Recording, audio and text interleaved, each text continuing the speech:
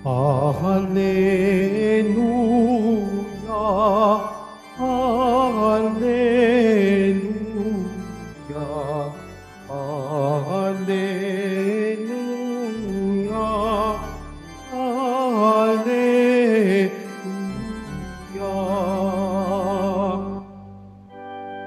Mapalad at maligaya ang sumasampalataya sa di nakita ng mata. Alleluia, Alleluia, Alleluia, Alleluia.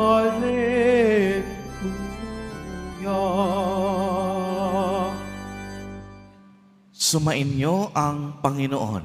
At sumaiyo rin. Ang mabuting balita ng Panginoon ayon kay San Juan. Papuri sa iyo, Panginoon. Kinagabihan ng linggo ding iyon, ang mga alagad ay nagkakatipon. Nakapinit ang mga pinto ng bahay na kanilang pinagtitipunan dahil sa takot nila sa mga Hudyo. Dumating si Jesus at tumayo sa gitna nila. Sumainyo ang kapayapaan, sabi niya. Pagkasabi nito, ipinakita niya ang kaniyang mga kamay at ang kaniyang tagiliran. Tuwang-tuwa ang mga alagad nang makita ang Panginoon. Sinabi na naman ni Jesus, sumainyo ang kapayapaan. Kung paanong sinugo ako ng Ama, gayon din naman sinusugo ko kayo. Pagkatapos, sila ay hiningahan niya at sinabi, tanggapin ninyo ang Espiritu Santo. Ang patawarin ninyo sa kanilang mga kasalanan ay pinatawad na nga. Ang hindi ninyo patawarin ay hindi nga pinatawad. Ngunit si Tomas, na tinaguri ang kambal, isa sa 12, ay wala roon noong dumating si Jesus. Kaya't sinabi sa kanya ng ibang alagad, nakita namin ang Panginoon.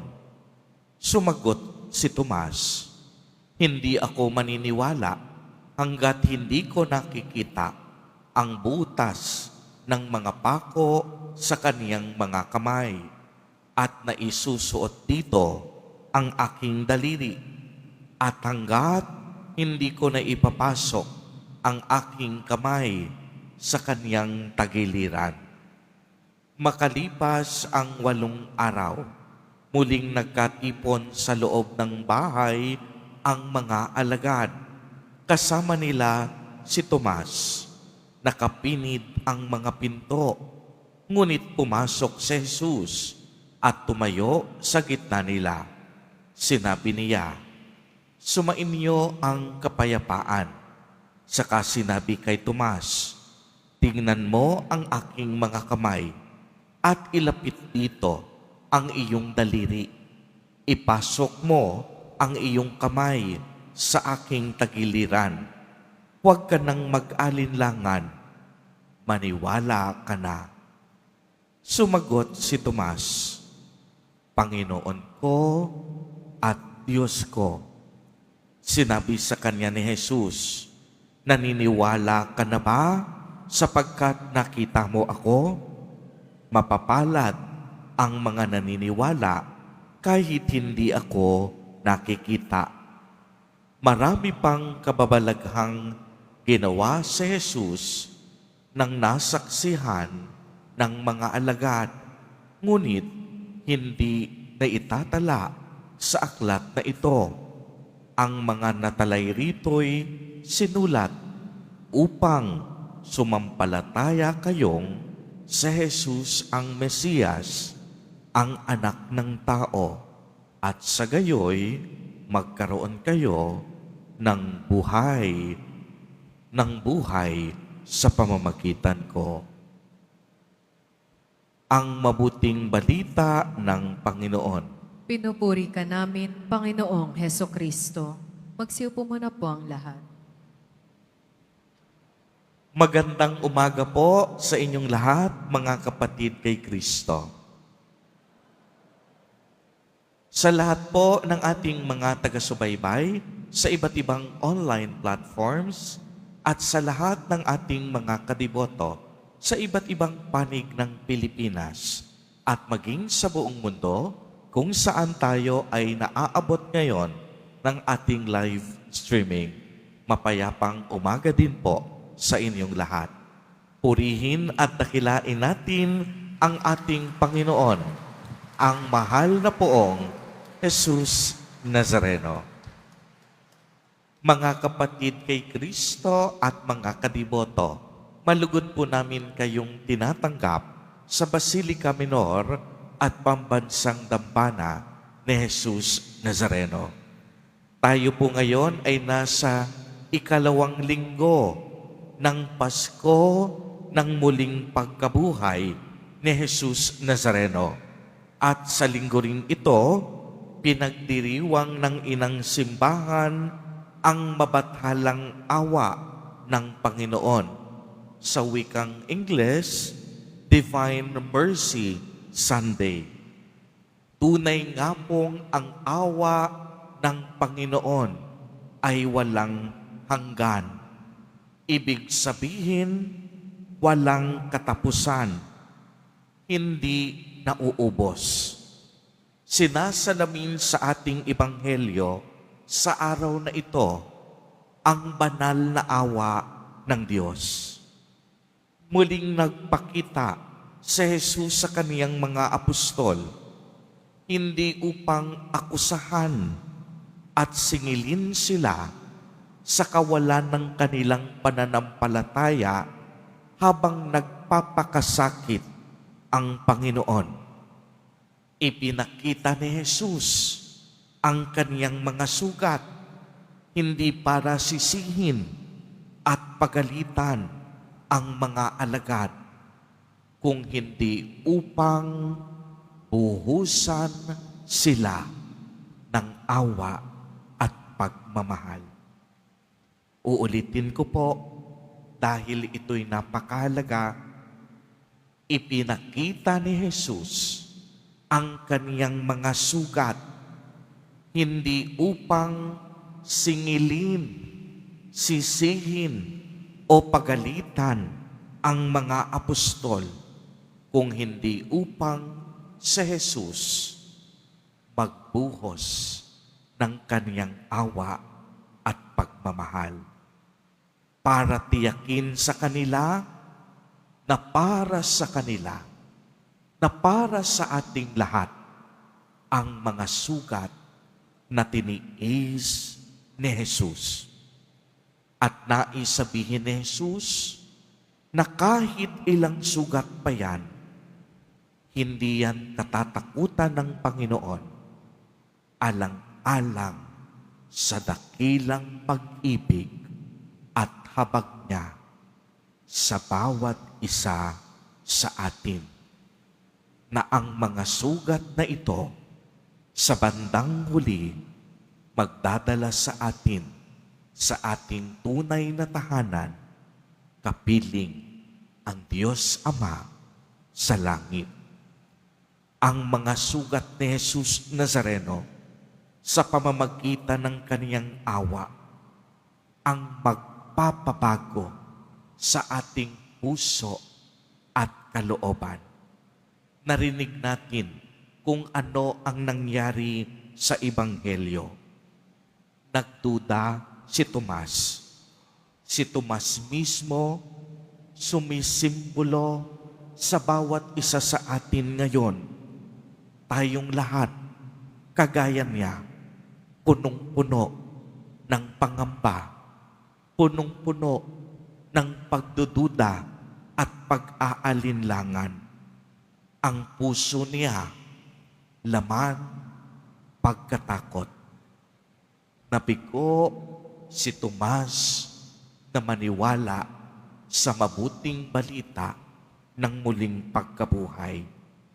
At ayon sa kanya, Ang tanging pagkakataon upang maniwala siya ay kapag nakita niya si Jesus at ipasok ang kaniyang mga kamay sa mismong butas ng kamay at tagiliran ng Panginoon. Kaya nga noong magpakita si Jesus, naniwala rin siya. Ngunit pansinin niyo itong mabuti, mga kapatid kay Kristo.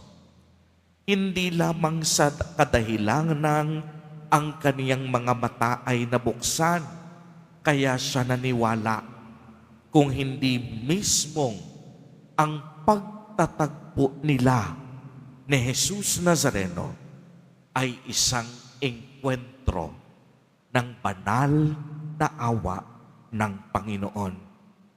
Nagbago agad-agad ang kanyang pananaw at kalooban, hindi dahil bigla niyang nakita, kung hindi dahil una, kinaawaan at kinahabagan siya ng ating Panginoon. Kaya nga anong epekto? Pagbabago. Ang dating pusong puno ng takot at pangamba, ngayon napunuan ng karunungan at pananampalataya. Sa mga sandaling iyon, si Tomas ay nagliwanag. Nagliwanag ang kaniyang puso at kaisipan dahil kinaawaan ni Jesus Nazareno. Kaya nga mga kapatid kay Kristo, kung tayo sa ating buhay, kung lagi tayong takot, tulala, walang pakailam at nagdududa, ibig sabihin nun, nananatili tayo sa kadiliman. Subalit, laging may liwanag sa bawat dilim. Sabi nga sa lyrics ng isang sikat na awitin, isigaw mo sa hangin, tumindig ka at magsilbing liwanag sa dilim. Mga kapatid kay Kristo, ang mismong misyon na ipinagkatiwala ni Jesus sa mga apostol at sa ating lahat, tayong lahat magliwanag din dahil tayo'y kinaawaan ng Panginoon. Magliwanag tayo sa mundong puno ng kadiliman. Kaya nga masasabi natin na ang ating Nuestro Padre, Jesus Nazareno, ang tunay na liwanag, ang pinagmumulan ng lahat ng liwanag. Ang ibig sabihin nito, ang pagiging liwanag natin ay dahil sa liwanag na naranasan natin mula kay Jesus. At yan ay ang liwanag ng awa at pag-ibig. Kaya tayo ring lahat magliwanag sa pamamagitan ng pagpapalaganap ng mabuting balita. At si Jesus, siya ang bukal ng kabutihan, kagandahan, at katotohanan. Tayong lahat na naliwanagan na ni Kristo, dapat marunong ding magbahagi, hindi lang ng liwanag, kung hindi ng awa at pagmamahal. Bakit? Sa simpleng kadahilanan, bawat isa sa atin kinaawaan at kinahabagan ng Diyos. Anuman ang madilim nating nakaraan, kayang-kaya tayong patawarin ng Panginoon basta buo ang ating pagsisisi at pagbabalik loob. Sapagkat ang lingwahe ng Panginoon ay awa. Si Jesus mismo ang kaniyang larawan, ang awa at pag-ibig ng Diyos Ama. Amen. Amen. Purihin at dakilain natin ang ating Panginoon, ang mahal na poong Jesus Nazareno.